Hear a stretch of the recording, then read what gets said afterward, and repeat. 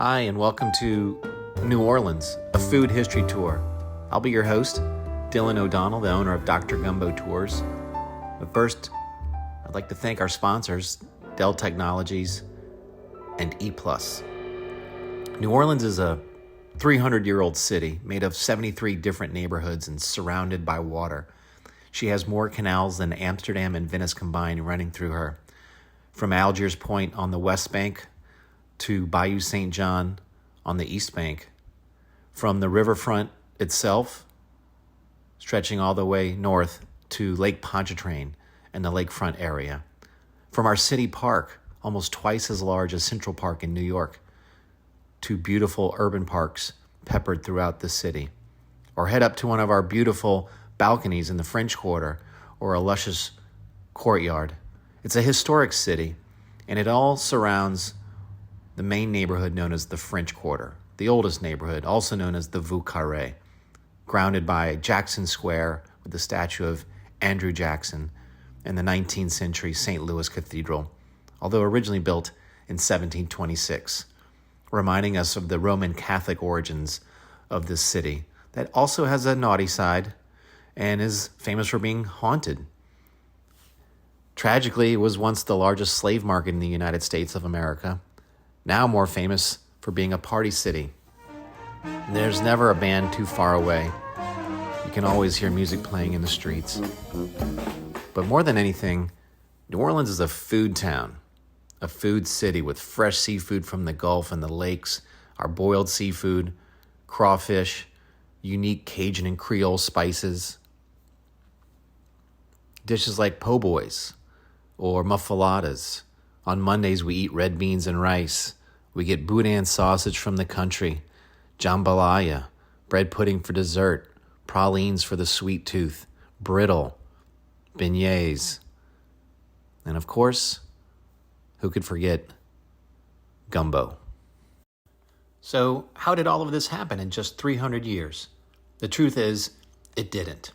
So to understand this, let's start from the beginning. Approximately 15,000 years ago, at the end of the most recent ice age, the land that New Orleans sits on does not exist yet. It was really all water. It was the Gulf of Mexico still. But as the globe defrosted and the Mississippi River started to drain North America, all of the sediment that was being dumped into the Gulf started to form swamps and marshes. And eventually, over time, it did start to form some actual land. To this day, the land closest to the Mississippi River is the most elevated land in the city. But prior to being a European city, it was a native trading post, and the indigenous people would utilize the lakefront, particularly this water inlet now known as Bayou St. John, to access the trading posts that would become known as Bulbacha, or the place of many tongues. This was the name that the natives had given to New Orleans prior to any Europeans being here.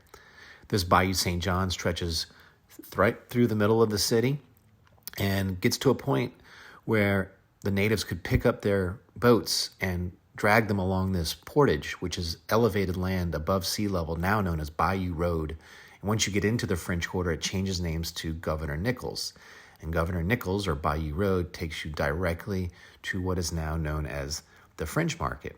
But the French Market location was, prior to being a French market, a native trading post for different groups to come and trade here, groups like the Choctaw or the Chifuncta or the Homa, the Istroma, the Attakapaw, the Acolapissa, the Mugulasha, dozens of nations.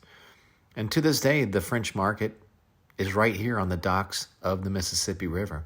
This is where the natives could have put their boats back into the river using the natural current to travel back to the Gulf of Mexico.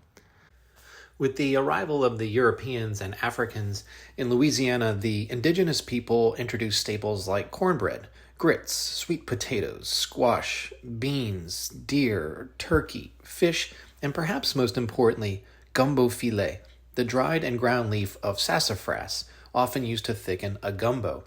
The sassafras tree is native to North America and stretches all the way from the Gulf Coast as far north as New York. The bark of sassafras is used to make root beer. However, it is only in Louisiana where we find evidence of the native tribes utilizing the leaves of the sassafras tree, harvesting and drying them out, then pulverizing them into a powder and selling it at the market. To this day, it is very common for local chefs to use filet as a way to thicken and add a unique aroma to their gumbo. It's also a common spice found in someone's home pantry. By the late 18th century, when Louisiana came under Spanish rule, the market area was transformed from an informal trading post to an actual regulated market. And then in the 1930s, the current structures were built as part of the WPA programs of the FDR administration. Today, the French market is considered the oldest continuously operating open-air market in North America. So now I'm going to head back to the riverfront and take you through the middle of the French Quarter, heading up to Jackson Square, and then from Jackson Square to Royal Street, and Royal Street upriver to our first food stop, Third Block Depot. And along the way, talk to you about our pre-colonial and colonial history. As you now know, New Orleans was a rather large trading post for the indigenous people, and then the first Europeans that would pass through what is now the site of New Orleans were the Spanish in 1541. These were the men that were led by the explorer Hernando de Soto, who could not get over how big the lizards were in the area, constantly referencing in his journal Los Lagartos, where the singular would be El Lagarto, which if you slow that down, it would be El Lagarto. And so El Lagarto in Spanish for the lizard eventually became anglicized to alligator. De Soto and his men would pass through in 1541, and they actually had smallpox on them, which when the natives were exposed to, ended up decimating close to 2/3 of the native population. It would actually be over a century before Europeans would pass through the future site of New Orleans again from 1541 with the Spanish, not until 1682, 140 years later, you would see the arrival of the French, led by La Salle, or René Robert Cavalier Sieur de la Salle, who started his travels up near the Great Lakes, specifically in the Wabash River. And the Wabash River took him down to the Ohio River, to the Mississippi River, to the Gulf of Mexico. And upon arriving at the Gulf of Mexico, he realized that the Mississippi River must have drained a lot of land. And he was right. The Mississippi River drains 41% of North America. It touches 31 American states and 2 Canadian provinces. So La Salle, the French explorer, in 1682 would declare that everything west of the river, drained by the river, will now be a French territory. And in 1682, the reigning monarch was King Louis XIV, who had just lost his mother, Queen Anne of Austria. So he would go on to name the region for King Louis and Queen Anne and name it Louisiane. The next objective for the French was to put a port city somewhere to take advantage of trade coming in and out of the Mississippi River. So 2 explorers were assigned with the dirty work, Iberville and Bienville. Well, in 1699, they were traveling up the Mississippi River and spotted a very large red stick placed in the banks of the river by 2 native tribes to separate their hunting grounds. When they saw this large red stick, they exclaimed, Baton Rouge, or Baton Rouge, which gives our state capital its current name. That was 1699. 20 years later, in 1718, after exploring the Gulf Coast and establishing multiple colonies, Bienville would eventually choose the plot of land that we now call New Orleans. He tried 3 other ports along the Gulf Coast, and they kept problematically getting wiped out by hurricane impacts. So with the current site of New Orleans, it was much more insulated at the time, 60 miles inland from the Gulf and facing the riverfront instead of the Gulf Coast. The Mississippi River also formed the main harbor. It's a half a mile wide and 180 feet deep at the French Quarter. In 1718, when he claimed the city, the King of France, Louis XV, was an 8-year-old boy, so he wasn't running the show. Instead, his uncle was.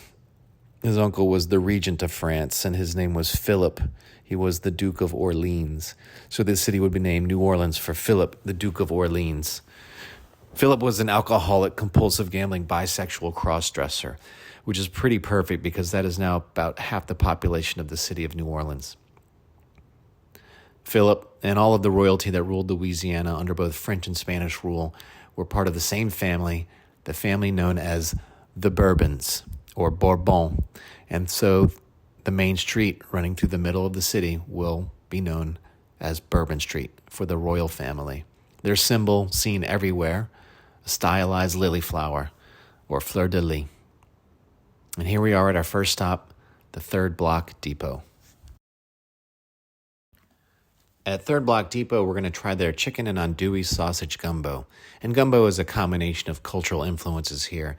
As you now know, New Orleans was originally a French colony, and the classic French cooking technique of mother sauces became an influence. In particular, the bechamel sauce, which we begin by browning flour in fat. And it'll eventually get darker over time and thicker. And this combination we call roux, R-O-U-X. And the roux becomes a thickening agent and a flavor enhancer and a color enhancer for many of our dishes, in particular gumbo. In classic French cooking, we also utilize the chopping of 3 vegetables, the carrots and celery and onions, and this becomes known as the mirepoix. However, carrots are a root vegetable, and New Orleans has a high water table, so that didn't really work out. But in the 1760s, New Orleans will become a Spanish colony, and for the next 40 years, trade almost exclusively with other Spanish colonies. And that is when the tropicals and the peppers started to arrive. The green bell pepper from Mexico arrived, and we kicked the carrot out of the party. So instead we use green bell peppers with onions and celery, and that is known as the Holy Trinity. New Orleans being a very Catholic city, they don't want to leave out the Pope, and that is garlic. So we use garlic, or the Pope, with the Trinity, the bell pepper, the onions, and the celery, which are then cooked into the roux. This is all then scooped up and added to a stock water, a nice robust stock, which we make by roasting the bones of animals or the shells of seafood, and then immersing them in water with peppercorns and bay leaf and rough-cut vegetables and simmering as long as possible. Eventually, you'll add your proteins, whether that be chicken or sausage or seafood or duck or anything you want, really. But there's more to it. A lot of people utilize the vegetable okra as a thickening agent as well. Okra was first introduced by West Africans that were sent to New Orleans in the 1730s from the Angola coast, the people known as the Congo, who considered okra sacred. It's an anti-inflammatory. And the Congo referred to okra as kingambo, which is one of the Bantu words. Kingambo meaning okra. Well, kingambo was apparently too long of a word for the French, so they shortened the word to gambo. And so the modern word gambo is French for okra. And in French-speaking Louisiana, the word gambo itself eventually became gumbo to describe the dish thickened with the okra. It's usually served with rice which was introduced by the Senegambians who were enslaved and sent to New Orleans at the very beginning of the colonization of the city. In fact, the first 2 ships that were sent here came from the Bight of Benin, and those West Africans brought the voodoo religion with them. The next enslaved West Africans were then sent from Senegambia, mostly from the Senegal River, mostly rice farmers with an expertise in rice and cultivating rice. And that's a very big part of our cuisine to this day. We're now headed down to the Pepper Palace at 224 Charter Street. We use a lot of spices and seasonings in our cooking here, and this is a result of another cultural influence known as the Acadians. The Acadians were originally from France and left in 1604 as a way to get away from religious persecution and ongoing wars and conflicts between the British and French crowns. They were Roman Catholics, they loved to hunt and trap, and they eventually settled in mostly what is now known as Nova Scotia in Canada. They considered it a paradise, and so they named it for an ancient Greek pastoral paradise known as Arcadia. Arcadia, which is anglicized to Acadia, and therefore they became known as the Acadians. And in the 1750s, the French and Indian War, or the 7 Years, would break out between the Crown of France and the Crown of England, and the Acadians were stuck between a rock and a hard place. So in 1755, the British began to indulge in an ethnic cleansing of the Acadians that lasted for 8 years, ending in 1763. And during that time, Louisiana fell under Spanish rule, and it was the Spanish who invited the Acadians to settle in Louisiana. The Acadians had a very thick accent, so when they referred to themselves as Acadians, it sounded like Acadian. And Acadian was misunderstood for being Acadian or a Cajun, and that is where the word Cajun comes from.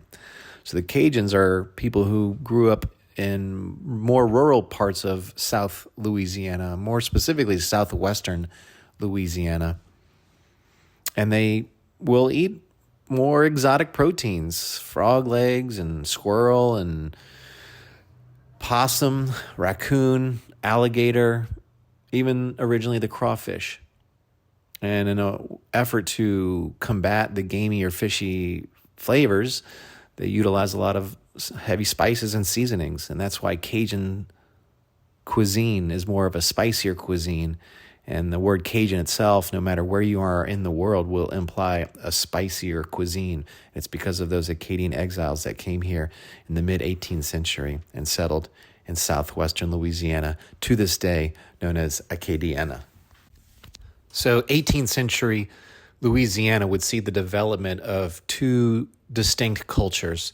In the countryside, we had the Acadians or the Cajuns, and then more of a city-based culture, we would find the Creoles or the Creole culture, which was a combination of the Southern European Catholic, the West African enslaved, as well as the indigenous people.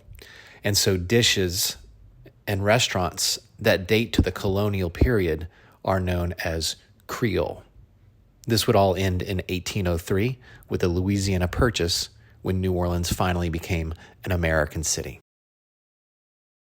And so with the Louisiana Purchase of 1803, the colonial period ends, and overnight New Orleans becomes one of America's largest urban ports with a population of 10,000 people.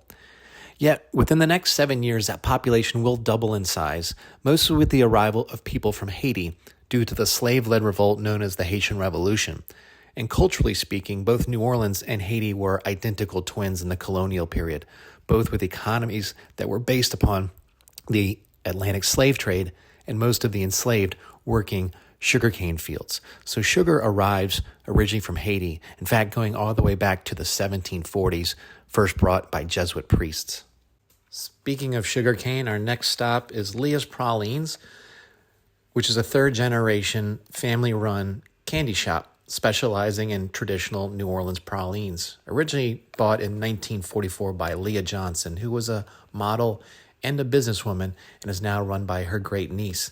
Pralines were originally from France, where there was a count named Plessis Praline who loved sugar-coated almonds, but we couldn't get almonds in New Orleans, so we made the substitution of local pecans. Directly across the street from Leah's Pralines is the oldest restaurant in New Orleans, Antoine's, which dates to 1840, at a time when New Orleans was the third largest city in the United States behind New York and Philadelphia, with a population of 140,000 people. Antoine's was established by classically trained French chef Antoine Alsator, trained in Marseille, France. He originally moved to New York, where he met his wife, Julie, who would convince him to move to New Orleans. And they worked for approximately 30 years before he would retire. And then his wife would train their son, Jules Alsator, to take over, who also became quite famous, mostly for inventing the dish Oysters Rockefeller. And their recipe is still secret, but it's always very rich and green, like money, which was why it was named for the wealthiest man in the world at the time, which was John D. Rockefeller. Jules would then retire, and his son Roy took over, who then trained his daughter, who then trained her son, and now the restaurant is under the guidance of the fifth generation of the direct descendants of Antoine, making it the oldest continuously operating family-run restaurant in the United States. They now have a seating capacity of over 2,000 people, and they have fed 3 U.S. presidents, 2 popes, and currently have gotten through their second global pandemic, having also survived the 1918 Spanish flu as a restaurant. Antoine's has a very unique wine cellar which stretches almost an entire city block from Royal Street to the interior, a room dedicated entirely to an escargot society, and many of the rooms are named for some of the oldest and most famous carnival clubs or Mardi Gras crews, particularly one of the most festive rooms decorated in Mardi Gras colors for the King of Mardi Gras, Rex. Just a short block down from Antoine's restaurant is another one of the most famous and iconic restaurants in New Orleans, which is the Napoleon House. Now, the Napoleon House structurally dates to 1797. However, as a restaurant dates to 1914, making it another one of New Orleans' restaurants that has survived 2 global pandemics. The Napoleon House was originally the private residence and workplace of the mayor of New Orleans, Nicolas Giraud, a French immigrant who had multiple retail warehouses up and down the river, including the building that now houses the restaurant. Downstairs was the warehouse, upstairs was his private residence. He was also a huge fan of the Little Emperor Napoleon Bonaparte. When Napoleon was captured the second time by the British and exiled to the island of St. Helena, the mayor of New Orleans, Nicolas Giraud, hatched a plan to go rescue Napoleon, bring him back to the city, and put him up in his own home. This is why it is, to this day, known as the Napoleon House. It has a beautiful courtyard, it has a wonderful menu, and it's famous for a particular dish known as the muffalata. It's an Italian-style sandwich invented by Sicilian immigrants in the early 1900s. It involves beautifully baked bread, Sicilian-style, with toasted sesame seeds on top.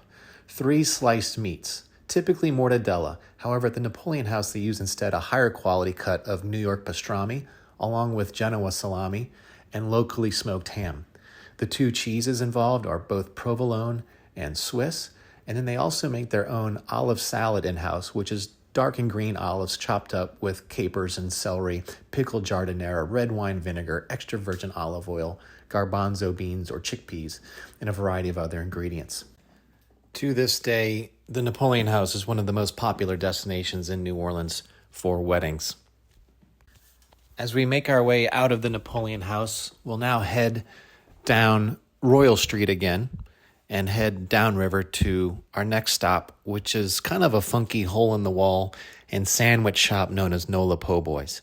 And along the way, I will continue to speak to the 19th century history of New Orleans, which, as I mentioned, kind of gets kicked off in 1803 with the Louisiana Purchase, which not only made New Orleans an American city, but actually doubled the land size of the United States itself. It was the largest peaceful land transfer in the history of the world. And so initially, New Orleans, in the early 1800s, a population of 10,000 people, then doubles to 20,000 people with the arrival of the Haitians. But then we started to see another group arriving from a small, exotic European island known as Ireland. Yes, eventually over the course of the 19th century, the Irish would become the largest group of European immigrants in our history. In fact, New Orleans has an entire neighborhood to this day known as the Irish Channel, where many of those early Irish immigrants would settle. From the Irish Channel neighborhood is one of our most famous family of restaurateurs known as the Brennans. At one time, the matriarch Ella Brennan, who runs Commander's Palace, hired Paul Prudhomme as well as Chef Emeril Lagasse to come to the city and cook at her famous restaurant, Commander's Palace in the Garden District.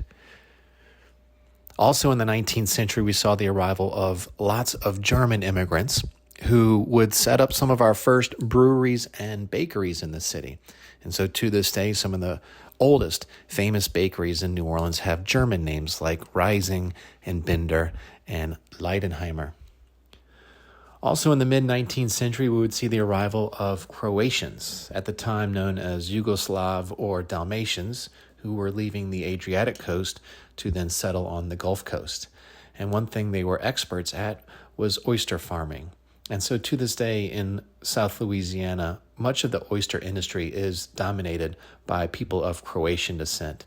One of the most famous restaurants in the city is known as Drago's, named for Drago Satanovich, who started the restaurant with his wife and whose son Tommy Satanovich in 1983 created the char-grilled oyster or char-broiled oyster.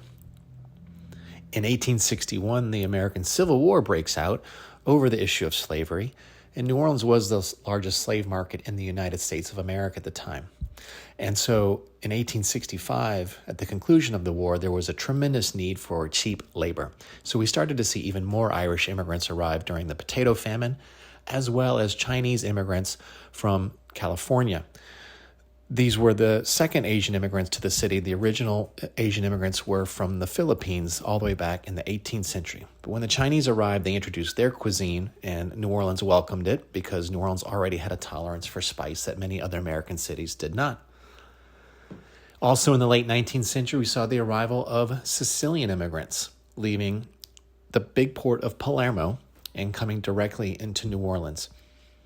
An estimated 240,000 Sicilian immigrants immigrated into the city over the course of about 40 years, starting in the late 1800s into the early 1900s.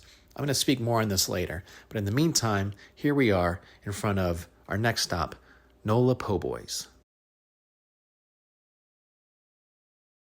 Here we are at locally owned and operated Nola Po' Boys, which is a great sandwich shop that serves a tremendous menu.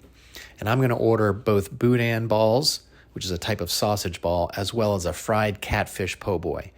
Now, Nola Po' Boys is locally owned and operated, and they're very committed to sourcing locally and cooking authentically. They go so far as to order the po' boy bread from the same bakery that made the original bread for the original po' boys back in the 1920s, which is a third-generation Sicilian family known as the Gendusas and the John Gendusa Bakery. A po' boy, however, can be served with anything you want. You pick your own protein, whether that's fried seafood or deli meats or sausage or even hamburgers. But it's got to be served on this delicious, locally baked French bread. It's kind of a misnomer because French bread isn't really French. It's more of a Viennese or Austrian style bread that was initially introduced by 19th century bakers from Germany. So we call it French bread nonetheless. And when you order a po' boy, you're going to get a question from the server, which is, do you want your po' boy dressed?